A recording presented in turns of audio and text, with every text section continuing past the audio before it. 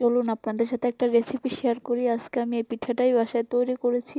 তো প্রথমে আমি ভাত নিয়ে নিলাম। ভাতটা আমি এই ব্লেন্ডার করে নিয়েছি। এই যে ভাতের মানে পেস্টটা আমি একটা বাটিতে ঢেলে নিচ্ছি। এর সাথে আমি কিছু কিছু গুঁড়া এড করব। হচ্ছে সুজি, সুজি দিয়ে দিচ্ছি। সুজি আমি 1 কাপ পরিমাণ দিয়ে দিলাম। আটাও দিয়ে দিলাম 1 কাপ পরিমাণ। মানে আমার যতটুক দরকার আপনারা আপনাদের মতো নিয়ে নেবেন। এবার একটু লবণ দিয়ে দিলাম।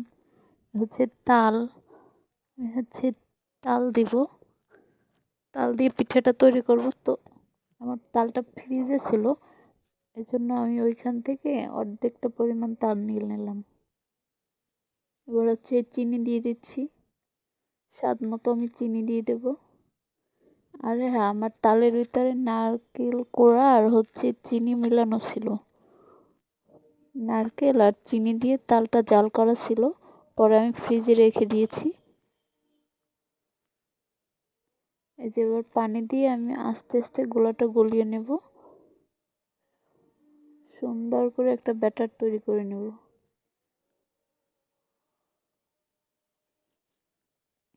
এই যে মোটামুটি আমি একটা ব্যাটারের মতো বানিয়ে নিয়েছি। এই দেখেন, আপনাদের আমি ঘনত্বটা দেখিয়ে দিচ্ছি। এই যে এরকম ভাবে হবে।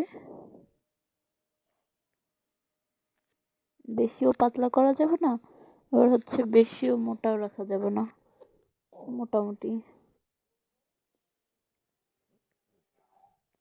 এভাবে আমি বানিয়ে নিচ্ছি। এবার আমি একটু সময়ের জন্য রেস্টে রেখে দেব। আধা ঘন্টার মতো আমি রেস্টে রেখে দেব। এই যে একটা ঢাকনা দিয়ে ঢেকে আমি রেস্টে রেখে দিলাম। একটা কড়াই নিলাম, কড়াইতে দিয়ে দিলাম তেল। এবার তেলটা গরম হয়ে গেছে, এবার দিয়ে দিচ্ছি পিঠার গোলাটা।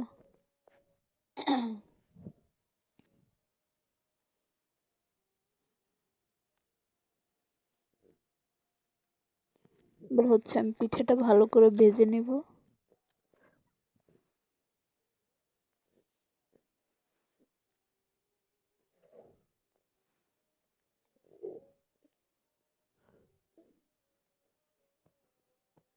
ভালো করে পিঠাটা আমি নেড়ে চেড়ে ভেজে নিচ্ছিলাম।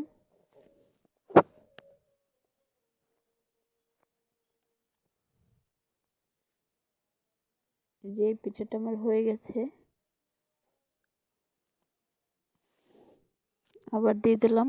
আর আমার পিঠাগুলো ভাজতে ভাজতে রাত হয়ে গেল। এই যে আমার সব পিঠা হয়ে গেছে।